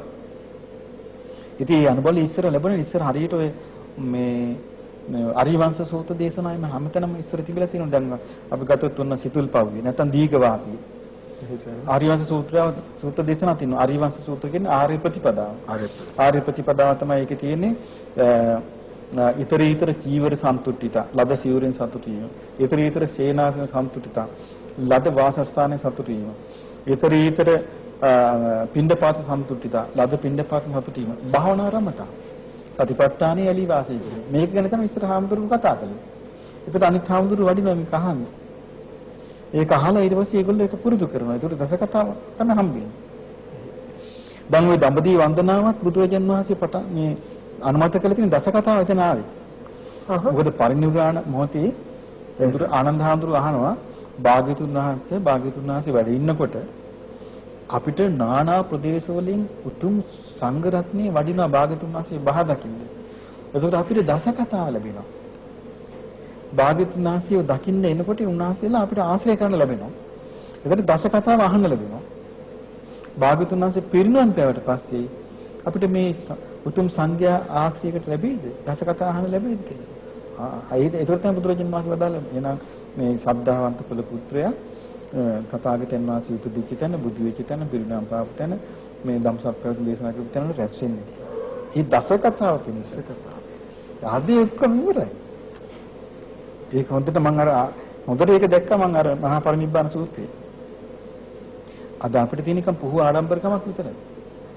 ඒ නිසා මේකේ තියෙන ඊට පස්සේ දස කතාව ගැන විස්තර කළා. ඒ කියන්නේ මම ඔය බුදුරජාණන් වහන්සේ ඊට පස්සේ විස්තර කරනවා මේ දස කතාව ඒකාන්තයෙන්ම නිවන පිණිස උපකාරී වෙනවා. නිබ්බිදාය, විරාගාය, නිරෝධාය, උපසමාය, සම්බෝධාය, නිබ්බානාය, සංවත්තය කියන සම්පූර්ණ උපකාරී වෙනවා කියන දස කතාව. ඊට පස්සේ උන්වහන්සේ විස්තර කරනවා දැන් කරුණු තුනයි නේ තුනයි. ඊට පස්සේ විස්තර කරනවා වීරිය ගැන. වීරිය ගැන විස්තර කරනවා මේ uppannam කාම විතක්කං. නාදි වාසිති පජාති uppන්න. ඒකට කියන uppannam ඒකේ තියෙන uppannානම් අකුසලානම් ධම්මානම් පහනාය. උපන්නව අකුසල ධර්මයන් ප්‍රහාණය කරන්න වීරිය ගන්නවා. ඒ වීරිය ගන්න මොන කරන කරුණු තුනක් ලැබිලා ඉස්සර. කල්යාණ මිත්‍රය හැදිලා, සීලිය හම්බෙලා, දසකතම හම්බෙලා. වීරිය එනවා කියන එක අහන්න දෙයක් නෑ. මේක සතර සම්ප්‍රදාන වීරිය එනවා. ඒ කියන්නේ අකුසල් ප්‍රහාණය කිරීමට කුසල් වඩන්න වීරිය. ඒ වීරියන අර තුන ආපු නිසා. ඉතන තියෙනවා සම්බන්ධතාවය එකට සම්බන්ධයි. ඒතර කල්යාණ මිත්‍රයන්ගේ ආශ්‍රය නිසා සිල්වත්තුන් බිහි වෙනවා. ඒ සිල්වත් පිරිසට නිතර කල්යාණ මිත්‍රයන් අනුග්‍රහයෙන් දසකතාව වෙනවා. එතකොට වීරිය ඇති වෙනවා. දැන් සමහර තැන්වල තියෙනවා තේරී ගාථාවල තියෙනවා හරියට මේ වීරිය ඇති කරවල තියෙන පටාචාර. භික්ෂුණීන් වහන්සේලා හරියට පටාචාරයට පින්දිනවා. රහත් භික්ෂුණීන් වහන්සේලා කියනවා මේ අනේ අපි පටාචාර භික්ෂුණී කියන අපි උනන්දු කිරීම වීරිය කිරීම. ඒ දසකතාව. පටාචාර හරියට දසකතාව කියලා තියෙනවනේ. ඒ පටාචාර භික්ෂුණීගේ දසකතාව නිසා අනිත් භික්ෂුණීන් වහන්සේලා හරියට වීරිය අරගෙන තියෙනවා. හොඳට වීරියෙන් අකුසල් ප්‍රහාණය කළා කුසල් වඩලා ඉතින් හොඳට කියන්න පුළුවන් නේ ඉතින් පටාචාර සංසාරේ කාපු ගුටි බලාද්දී හොඳට කියනවා ඉතින් අපිට ඒ සිද්ධිත් එක්ක හිතාගත්තක් නේ මම මෙහෙම ආපු කෙනෙක් මම බේරිච්චටි බලන්න ඕගොල්ලෝ මොකද්ද කියලා එහෙම කියන එකට වීරිය එනවනේ නේ වීරිය නේ අද එහෙම වීරිය වඩන්න කවුද ඉන්නේ වීරිය ගැන කතා කරන්න කවුද ඉන්නේ අද වීරිය අතාරින්නනේ හැමෝම කියන්නේ ඔක එපා කියලා කොච්චර වෙනස්ද අද එපා කියන්නේ. ඕන්නේ කියන්නේ. මේක වෙලා තියෙන්නේ අද ලෝක දෙකක් මේක. ඉතින් මේ එකෙන්ම ප්‍රඥාවක් වෙනවා එතකොට. ඔව් අද ඉතින් මේ බණුන් අහින්න නම් ඉතින් මේ සාමාන්‍යයෙන් මේ මොන හරි මේ කුඹුරක් වවාගෙන පාඩුවේ හිටියම පුළුවන් නේද? එච්චර වෙනස් වෙලා. ඒකයි. ඉතින් ඒ නිසා මේ අර වීරිය වැඩෙන්න අර සම්පූර්ණ දසකතාව උදව්. බුදුරජාණන් වහන්සේ පුදුම විදිහට වර්ණනා කළ දසකතාව.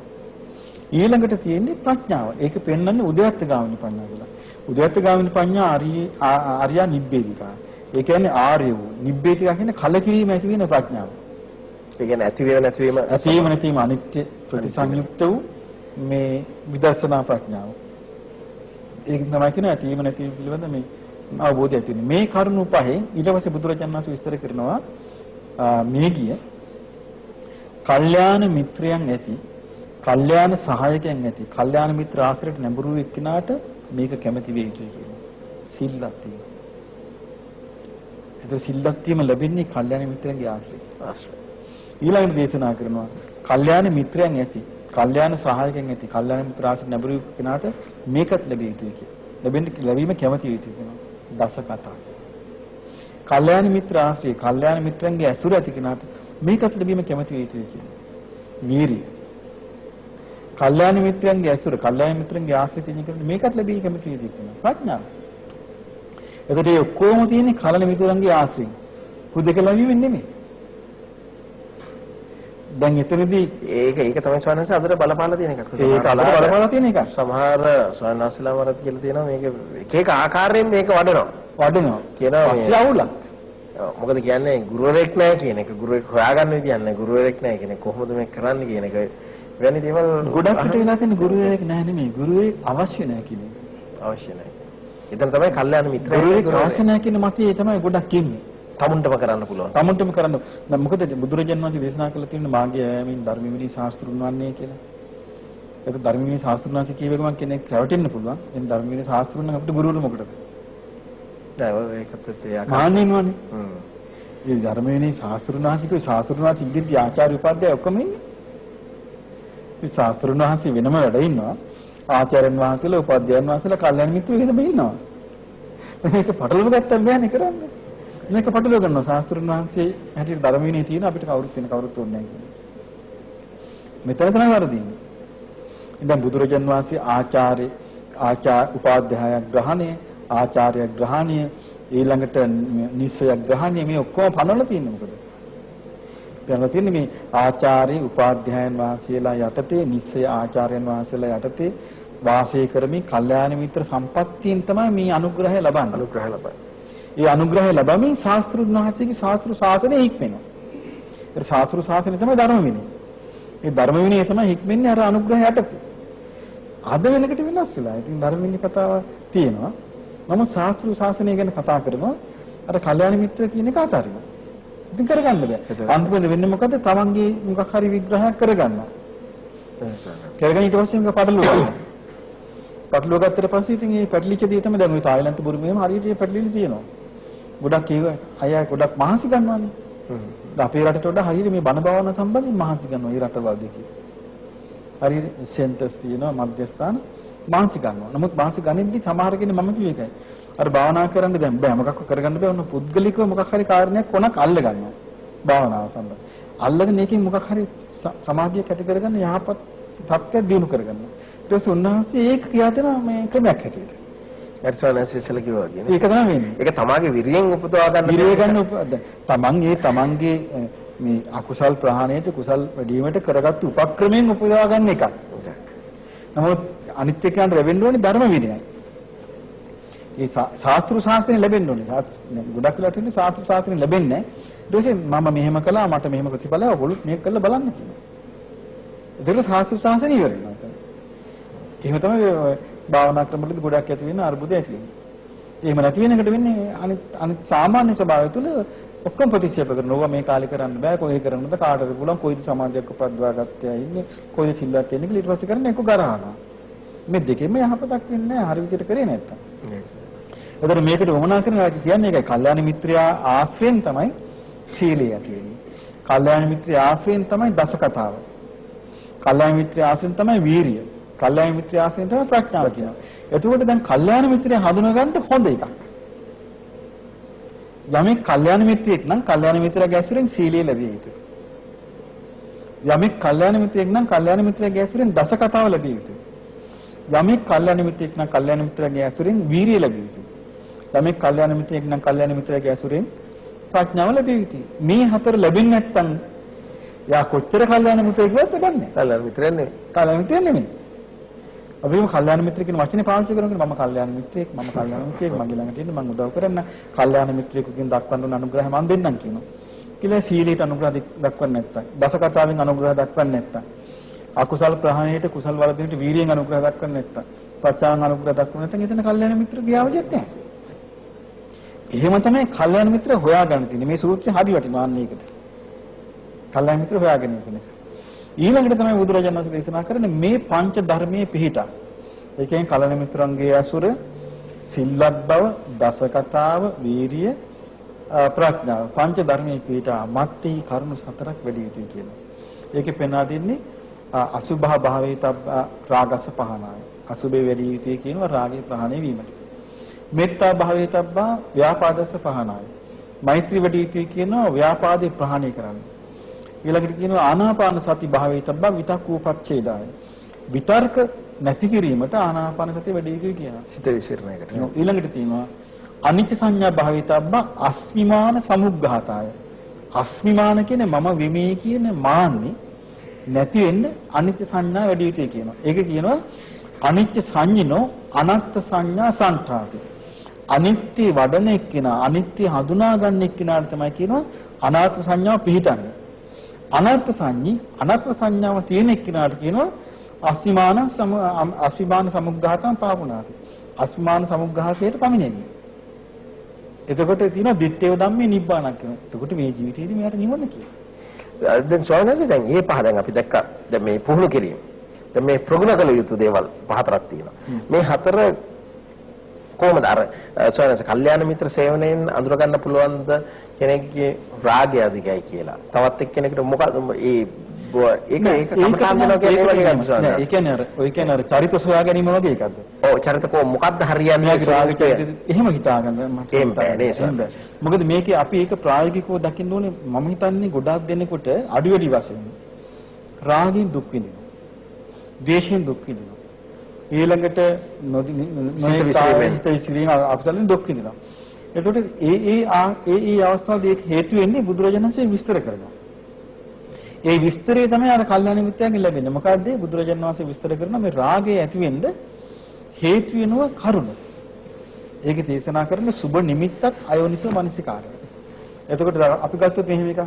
අපි චරිත විග්‍රහ කරනවා කියමු මෙයා රාග චරිතය, මෙයා ද්වේෂ චරිතය, මෙයා මෝහ චරිතය, මෙයා විතරක චරිතය, මෙයා සද්ධා චරිතය කියලා අපි විග්‍රහ කරනවා කියමු. අපි කියමු සද්ධා චරිත කෙනෙක්ම ගමු. මේ සද්ධා චරිත කෙනෙකුට සුබ නිමිත්තක් අයෝනිසෝ මනසිකාරය දුන්නොත් රාගය හට ගන්න බැරිද? අයනිසෝ මනසිකාරය සුබ නිමිත්තයි තිබ්බොත් රාගය හට ගන්නවනේ. එතකොට එතන සද්ධාව නෑ රාගෙ තියෙන්නේ. ඊළඟට අපි ගත්තොත් රාග චරිත තියෙන කෙනෙක්. රාග චරිත තියෙන කෙනාට පටිඝ නිමිත්තයි අයෝනිසෝ මනසිකාරයයි තිබ්බොත් එයාට රාගෙ නෙමෙයි එතකොට තියෙන්නේ ද්වේෂනේ. ද්වේෂය. දැන් බුදුරජාණන් වහන්සේගේ විග්‍රහය වටිනාකම තියෙන එක. චරිත විග්‍රහය පස්සේ ආවේ. නමුත් මේකේ වැදගත්කම තියෙන බුදුරජාණන් වහන්සේ විස්තර කරන මේ ගති ගුණ පිළිබඳ විග්‍රහය. එතකොට තමාට එනවා නම් ඒ වගේ රාග. දැන් අතන මේ ස්වයනාසිට තුනේ ඒකනේ. ඒකනේ. එතකොට රාගය අවතාර විග්‍රහ කරගන්න බැරි වුණා. හිත සසල වුණා කරගන්න බැරි වුණා. දැන් මෙතන රාගය වුණොත් කිලිම දන්නවා මොකද්ද හේතු භාවනාව. ඒක බුදුරජාණන් වහන්සේ අසුභ භාවනාව. බුදුරජාණන් වහන්සේ වදාලා රාගය ඇති වෙන්න හේතු වෙනවා කියන කරුණු දෙකක්. එකක් කියනවා සුබ නිමිත්ත. ඒ කියන්නේ තමන්ට කැමති. තමන් ආසා කරන සමන්ට ලස්සනයි හොඳයි කියලා හිතච්ච අරමුණක්. අයෝනිසෝ මනසිකාර. මේක වෙන අයෝනිසෝ මනසිකාරය දෙනවා කියනවා. එතකොට කියනවා රාගය හටගන්න. එතකොට ඒකට කරන්න තියෙන්නේ මොකද්ද? උන්වහන්සේ දේශනා කරන කරුණු දෙකක් කියනවා. සුබ නිමිත්තට දාන්න කියනවා අසුබ නිමිත්ත. දාලා යෝනිසෝ මනසිකාරය දෙන්න කියනවා. එතකොට රාගය ප්‍රහාණය වෙනවා කියනවා. ඊළඟට උන්වහන්සේ දේශනා කරනවා පටිඝය ඇති වෙන්න හේතු වෙන දේ. ද්වේෂය ඇති වෙන. ද්වේෂය ඇති වෙන අරමුණක් තියෙනවා. ඒක තමයි නිමිත්ත. පටිඝ නිමිත්ත. අයෝනිසෝ මනසිකාරෝ. දැන් මම මගේ හිතාගෙන එයා කල්පනා කරනවා. මට බැන්නා මට ගැහුවා කියලා කල්පනා කරනවා. කල්පනා කරනකොට ඒක වැඩෙනවා. ද්වේෂය වැඩෙනවා. බුදුරජාණන් වහන්සේ දේශනා කරනවා එයා හිතන්න ඕනේ එතකොට මේ ද්වේෂය හටගත්තේ මේ කරුණු දෙකෙන්. එහෙනම් නැති වෙන්නේ මොකද්ද? දැන් බුදුරජාණන් වහන්සේ දේශනා කරන්නේ මෙත්තා චේතෝ විමුක්ති යෝනිසෝ මනසිකාරෝ. මෙත් සිත වඩන්න කියන යෝනිසෝ මනසිකාරය. ද්වේෂය හානි, ඒක විපත්ති, ඒක භයානකම්, ඒ නිසා අහිමි වෙන දේවල් රාගය ගැනත් එහෙම යෝනිසෝ මනසිකාරය කියන්නේ ඒකයි. රාගය ඇති වෙලා මේකට යට වෙලා කුසල් වැඩි නැති වෙලා විනාශ වෙන අවස්ථාවල් කොච්චර ඇද්ද? මට කොච්චර මේකෙන් හානි වෙලා ඇද්ද සංසාරේ? ද්වේෂ නිසා මට කොච්චර ලැබද කියලා මේ හිතනකට යාට ඒක පවත්වන්න බෑ. ඒකේ ආදීන මෙනෙහි කරනවානේ. ඒ ආදීන මෙනෙහි කිරීම තමයි යෝනිසෝ මනසිකාරය කියන්නේ. ඒ යෝනිසෝ මනසිකාරය දෙන්න ඒක ප්‍රහාණය වෙනවා. එතකොට දැන් අපි ගත්තොත් අපිට පැහැදිලිව පේනවා රාග චරිත, ද්වේෂ චරිත, මෝහ චරිත ගැන විග්‍රහයක් නොකොටම පොදුවේ මේවා තියෙන බව. එතකොට බුදුරජාණන් වහන්සේ ඒක දේශනා කළා තියෙනවා. ඒ කරන්න කියලා. ඊළඟට හරි වැදගත් විතරක දැන් අපි කෙනෙකුට මේ රාගය පිළිබඳ ලොකු ප්‍රශ්නයක්වත් නැහැ. දේශින් නැහැ. නමුත් මේ අහකන ලට්ට ලොට්ට මේ ඔළුවේ වැඩ කරනවා හොෝ ගහලා. නේද? අතීත දේවල් අනාගත දේවල් නේ කොල්මන් කරනවා. මේක තමයි විතරක. දැන් බුදුරජාණන් වහන්සේ දේශනා කරන මේ විතරකේ ප්‍රහාණය කරන්න ආනාපාන සතිය වඩන්න කියනවා. මොකද ආනාපාන සතියෙන් කරන්නේ විතරක හිතන එක අඩු කරන එකනේ. දැන් අපි ගත්තොත් හුස්ම ගන්න 100න් යුක්ත ආස්වාස ප්‍රස්වාස ආස්වාස ප්‍රස්වාස බලාගෙන ඉන්නවා. ඒ 100න් යුක්ත ආස්වාස කරන ප්‍රස්වාස කරනවා. එතකොට එයාට ගොඩක් වචන හිතන්න දෙයක් නැහැ. ඒකෙන් තමයි අර විතරක සංසිඳෙන්නේ. නැත්නම් එකකට එකක් ඈඳි යනවා. දැන් යාට දේශි එන්නේත් නැහැ. රාගෙත් නැහැ. නමුත් ඔහි එක එක විතරක එනවා. වල්පල්. විහාරක කරන්න ඕනේ. ඊළඟට තියෙන්නේ මේ අනිච්ච සංඥා. ඒ අනිච්ච සංඥා ඒක තියෙන්නේ අස්මිමාන සමුග්ඝාතාය අනිච්ච සංඥා භාවිතබ්බ. ඒ කියන්නේ දැන් මොන අස්මිමාන කියන එක අස්මිමානේ තියෙන අරහත්ත්වයට එනකන්. ආත්මය තියෙනවා. ආත්මය පිළිබඳ මාන්නේ තියෙනවා. ඒ කියන්නේ අනාත්මයි කියන එක එන්න නම් අනිච්ච සංඥාව වඩන්න ඕනේ. අනිච්ච සංඥා. අනිත්‍ය සංඥා. ඔව්. ඒ කියන්නේ මේක අනිත්‍යයි කියලා වඩන්නේ නැතුව අනාත්මය නම් දකින්න බෑ. දැන් ඒ අනිත්‍ය කියලා මෙතන ස්වයනසේ වඩනවා කියන්නේ කොහොමද? ඇතිවීම නැතිවීම මේක දැන් අපි ගත්තොත් මේක නුවණින් විමසීම අනිත්‍ය කියලා කියන්නේ. මේ නුවණින් විමසන දැන් අපි ගත්තොත් ඇසක් අනිත්‍ය වීම ගැන නුවණින් විමසනවා. අපි නිකන් ගමු මෙහෙම. දැන් අපි ගමු අපි කන්න ගොඩක් කෑම ಜಾති ආසයි කියමු. දැන් ඉන්නෝ යන්න ඇස කන නාසය දිව කය ඕන අනිත්‍ය වශයෙන් වඩනවා. දැන් දිව අනිත්‍ය වශයෙන් වඩනවා කියන්නේ කල්පනා දිව කොට. අපි ගත්තොත් මෙහෙම දිව මැරෙනවා. යම් අවස්ථාවක අපි ආස කරන කෑම ගොඩක් අපි වටේ තියලා තියෙනවා කියන්නේ. දැන් අපි දිව පණ නැති වැඩ කරන්නේ. ඒතර මේක කන්න පුළුවන්ද? ඒතර මේ මොහොතේ අපිට අපි රෝගයක් උස්සන්න ඉලා මේ මොහොතේ වෙන්න බැරිද මේක? වෙන්න පුළුවන් නේ. එතකොට බාහිර දෙයකට ආස කරලා වැඩක් නැහැ. ඒ අපිට ආස කරන දේ ලබා ගන්න බෑනේ. අනිත් වෙලා යනවානේ. අනිත් වෙලා. එතකොට මේ විදිහට මේ ආයතන හයේම අනිත්‍ය තේරුම් ගත්තොත් එයාට තේරෙනවා මේක තමාගේ වශයෙන් පවත්වන්න බෑ. ඔන්න අනත්ත්. අනත්ත් කියන්නේ තමාගේ වශයෙන් පවත්වන්න බෑ. දැන් බුදුරජාණන් වහන්සේ අනාත්මය විස්තර කරලා තියෙන එහෙමනේ. යම් කිසි දෙයක් තමාගේ වශයෙන් පවත්වන්න පුළුවන් නම් ඒක ආත්මය. ඒකයි දවසක් බුදුරජාණන් වහන්සේ මේ කතා කර ඉඳිද්දි මේ ගොම කෑල්ල, චූටි ගොම කෑල්ල කතට ගන්නවා. අරන් කියන මහණෙනි මේ ගොම කෑල්ල තරම්වත් වෙනස් නොවන දෙයක් මම දැක්කේ නැහැ කියලා.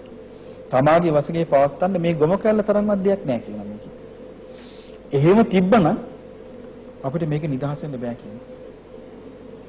මේක එහෙම තන එහෙම ආත්මයක් නැති නිසා කියනවා අපිට නිදහස් වෙන්න පුළුවන්. ඒ හේතුව නැති වෙච්ච එකම ඵලෙ නැති වෙනවා. ඵලෙ නැති වෙනවා. ඒතර හේතුව නැති වෙච්ච එකම ඵලෙ නැති වෙන්නේ අනාත්ම නිසානේ. නැත්තම් මේකෙන් විමුක්තියක් නැහැ. විමුක්තියක් නැහැ. ඒතර හේතුවක් නැතිවීමෙන් ඵලෙ නැති වෙනවා කියන එක දකින්නේ අනිත්‍ය. අනිත්‍ය නැත්නම් ඒක දකින්න බෑ. දැන් හේතු නිසා අනිත්‍ය වූ හේතු නිසා අනිත්‍ය වූ ඵලයක් හට ගන්නවා. දැන් අපි ගත්තොත් ඇස කන නාසය දිවක මනස ඇවිල්ලා තියෙන අනිත්‍ය හේතු නිසා. ඒ අනිත්‍ය හේතු නැති වෙනකොට ඒ අනිත්‍ය ඵලෙ නැති වෙනවා.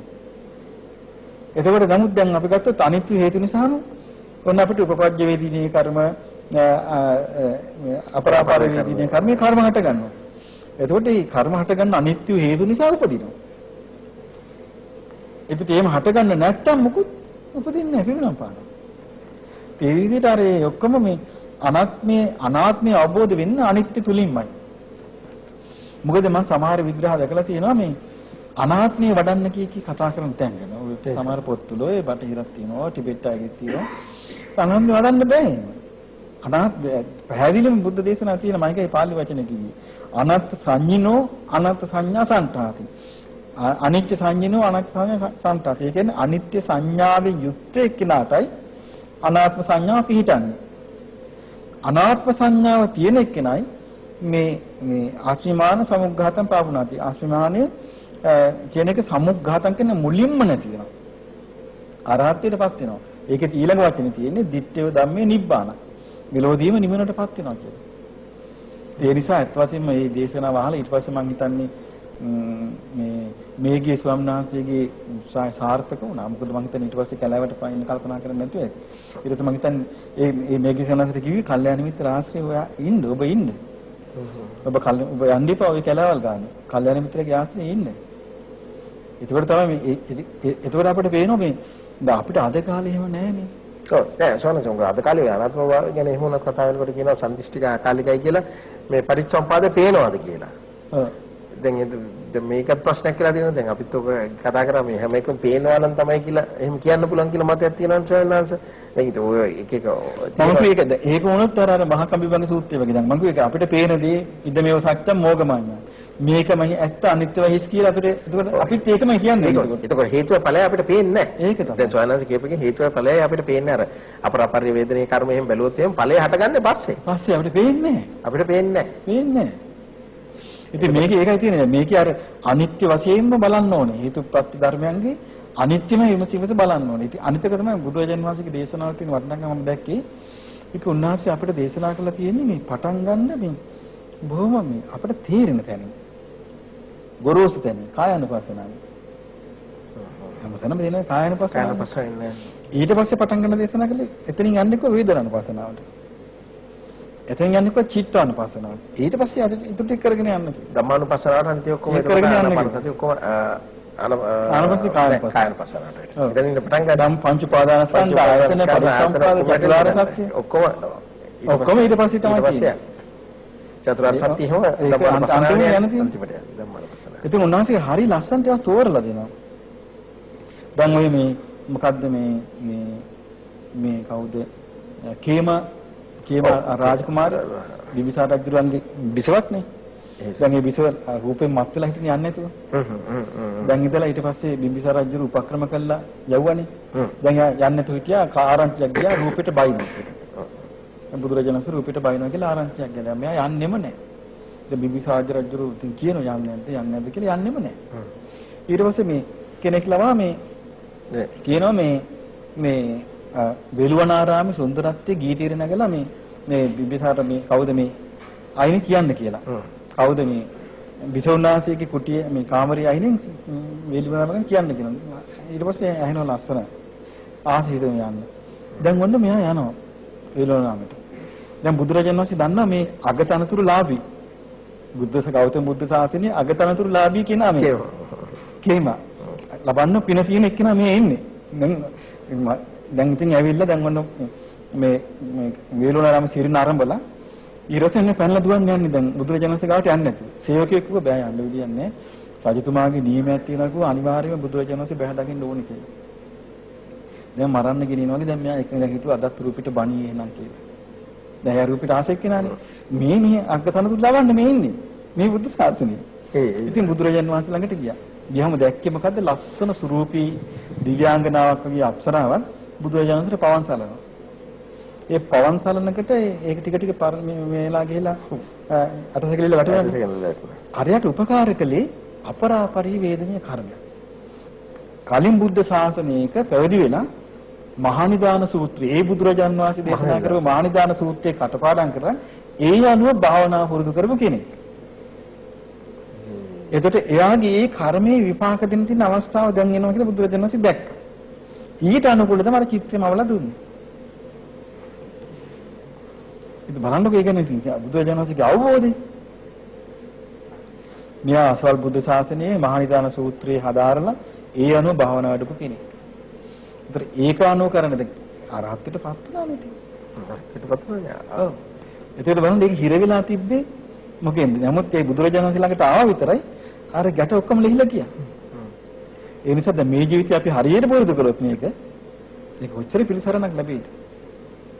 මොකද ඒක තමයි සෝයනස ඔය කර්මය පිළිබඳව ඒකයි මම හිතන්නේ විශේෂයෙන්ම අපි අර ජීවිතාවේ කරපු එකේ තියෙන වැදගත් තැනක් තමයි මෙතන. අතක මෙම සූත්‍රයේ වැදගත්කමක් වෙන්නේ සෝයනස අර පුහුණු කළ යුතු දෙයක් තියෙනවා ප්‍රගුණ කළ යුතු දෙයක් තියෙනවා.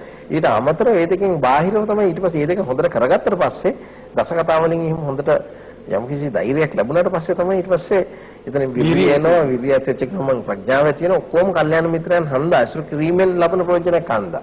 ඊට පස්සේ වෙන සාර මෛත්‍රිය වැඩි වීම සහ ඒ ඔක්කොම මේ පහම එතකොට කරන්න ඕනේ. අනිවාර්යයෙන්ම අසුබ දැන් අපි ගත්තොත් ඔන්න රාගය විසිලා කෙනෙකුට ඉන්න. ඒකට මොන රාගය විසිලා මොකද වෙනස් වීම ආයනස මානසිකාරින්මනේ මේ ඉන්නේ.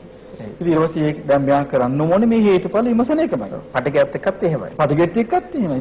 ඒකට ආය ආදීනව කල්පනා කරන්න ඕනේ. ආදීනව කල්පනා කරන්නේ නැත්නම් ඒකට යට වෙනවනේ. මේනෝක කරගන්න බෑනේ. අනිවාර්යයෙන්ම යට වෙනවා යා. දැන් අපි ගත්ත කොච්චර සිල්වත් ස්වාමීන් වහන්සේලා ඉන්නවද මේ ද්වේෂය නිසා මේ නිවන් මඟ අහිමි කරගත්තේ. එහෙම නෙවෙන්නේ. යහපත නැති කරගත්ත කොච්චර ඉන්නවද රාගය නිසා, ද්වේෂය නිසා මොනතර මේ ධර්මයේ හැසිරෙන තියෙන වාසනාව නැති කරගත්තු අය. සසර පුරුද්දේ නැටි බලන්න නේද අර කේමට එක පාට කේමට එහෙනම් බොහොම පිං චයනා සවසර අද වැඩසටහන නිමා කරන්නේ. අදත් විශේෂ වශයෙන්ම මම හිතන්නේ මේ වස්තු බීජයක් හැටියට අපිට සලකන්න පුළුවන් වන්නේ මේ පුහුණු කිරීම සහ ප්‍රගුණ කිරීම. මොකද්ද අපි පුහුණු කරගත යුත්තේ කියලා නැතොත් කෙලින්ම ගිහිල්ලා අපි භාවනා කරනවා නම් යම් කිසි තැනකට ගිහිල්ලා අපිට පුළුවන් කියලා හිත එකඟ කරගන්න අපිට ඕනෑම ආකාරයකට හසුරවා ගන්න පුළුවන් කියලා. ඒත් කොහොමද මේකට ඇති වෙන බාධා කොහොමද පැමිණෙන්න පුළුවන් කියලා අපි ඉස්සර කර්මය ගැන කතා කරා ජීවිතාවේදී. මේ කර්මානුකූලව කොහොමද මේ අපේ රටාව ක්ලේශයන් ඇවිස්සෙන්න පුළුවන් කියන එක ඒක දමනය කර ගැනීමට පුහුණුව පිළිබඳව තමයි අපේ ලොකු ස්වාමීන් වහන්සේ පෙන්වා දුන්නේ. මේ පුහුණුව ලබා ගැනීමට නම් කල්යාණ මිත්‍රයන් ඇසුරු කිරීමේ අවශ්‍යතාවය ඒ තුලින් සීලය මතු කර ගැනීමත් සීලය හරහා නැතොත් සීලය කල්යාණ මිත්‍රයන්ගෙන්ම දසකතා වැනි දේවල් අසන ලැබීමෙන් ඇසුරු කිරීමෙන් ලැබෙන විරිය සතර සම්ප්‍රදාන විරිය තුලින් කොහොමද අකුසල් ප්‍රහාණය කරගන්නේ කියලා ඒ කුසල් ඊට පස්සේ අවබෝධයත් එක්ක දියුණු කර ගැනීමත් එක්ක ප්‍රඥාව අවබෝධ කර ගැනීමට ඉවහල් වීමක් වෙනවා කියන එකත් ඉතින් මේ සියලු පුහුණුව රටාවේ පුහුණු කිරීම කරාට පස්සේ ඊට පසුව ප්‍රගුණ කළ යුතු දෙයක් තමයි රාගය වැඩි වෙනවා නම් කුමන ආකාරයෙන්ද මේ ප්‍රහීන කරගත යුත්තේ කියන එකට එතනට එන භාවනාව අසුභ භාවනාව එතකොට මෛත්‍රී භාවනාව පටිගයත් එක්ක ව්‍යාපාදය තරහ ඇවිසීමක් ඇති වුණොත් කොහොමද ඒ නවත්වා ගන්න කියන එකත් එතකොට හිත විසිරෙනවා නම් එක තැනක තියන්නේ නැතුව රාගයෙන්වත් උත්තරව ව්‍යාපාදයෙන් උත්තරව හිත තියාගන්න බැරි නම් විතක් විචාර වලට ප්‍රපංචයන් වලට පැන යනවා නම් සෝනසෝගේ අර වදුරෙක් වගේ කියලා තිබ්බනේ සෝනස අර හිත මේ සෝනසගේ පණිනවයි කියලා එහෙම කියා ගන්න පුළුවන් නම් එතන කොහොමද කියලා සතිය වඩන්න ඕනේ කියලා මේ එතනදී ආනාපාන සති භාවනාවත් අවසානයේදී අනිත්‍ය මෙනෙහි කිරීමෙන් තමයි කියලා ආත්මය කියන එක ආත්මවාදය තනිකරම ඉවත් කරගත්ත හැකි ප්‍රහීන කර ගැනීම කුඩු කර දැමීමට හැකිවන්නේ අනිත්‍ය මෙනෙහි කිරීමේ කියන එකත් එතනින් ආත්මවාදය සහ මානෙ නැතිවීම නිරුද්ධ කර ගැනීමට ඉවහල් වෙනවා කියන එකත් මේ සූර්ය දෙම සැක්ෂයෙන් පසුව මේ පුහුණුව ලැබෙමින් පසුව කලියුත්තේ කුමක්ද කියන එකත් මේ වටහා ගැනීමෙන් අනතුරුව එතකොට තමාගේ හැටියට මේ පුහුණුව ලැබුණ පසුව සෝනන්සෙට එතකොට යන්න පුළුවන් නේ සෝනන්ස. පුහුණුවෙන් පස්සේ එතකොට තමාට යන්න පුළුවන් තමාට තියෙන පිනේ ප්‍රමාණය අනුවට ඒක කරගන්න පුළුවන් වෙන එකත් මෙන්න මේ අවස්ථාවේදී අපිට අවබෝධ කරලා දුන්නා. ඉතින් බොහොම පිං සෝනන්ස නැවතතාවක්. මොකද මේ විෂයෙන් අපි දන්නවා කෙලින්ම ගියොත් යම් කිසි දෙයකට කල්යාණ මිත්‍රයන් ඇසුරුවන් නැතුව මේවැනි දේවල් ගැන හිතන්නේ නැතුව කොමන ආකාරයෙන් මේ කර්මය විපාකයක් හැටියට Taman තුල ක්‍රියාත්මක වේද කියන එක ප්‍රහීන කර ගැනීමට ප්‍රයෝගී කරගන්න අවශ්‍ය දේවල් අපි ටූල්ස් අවශ්‍ය දේවල් තමයි ෆයිනන්ස් කතා කරේ. ඉතින් අද වැඩසටහන මෙතනින් නිමා කරනවා. ලබන සතියේ ඔබ හැම වෙලේම බලාපොරොත්තු වෙමින් බ්‍රහස්පතින්දා 9 මාර්ට. ඉතින් අපි ලොකු සාවනාංශයෙන් නැවතත් අවසර ඉල්ලන ගම ඔබ සමට අපි කියා සිටින්නේ අපිත් එක්ක එකතු වන්න කියා. ඉතින් ලබන සතියේ හමු වෙන තෙක් ඔබ සමට නමෝ බුද්ධාය. නමෝ බුද්ධාය නමෝ බුද්ධාය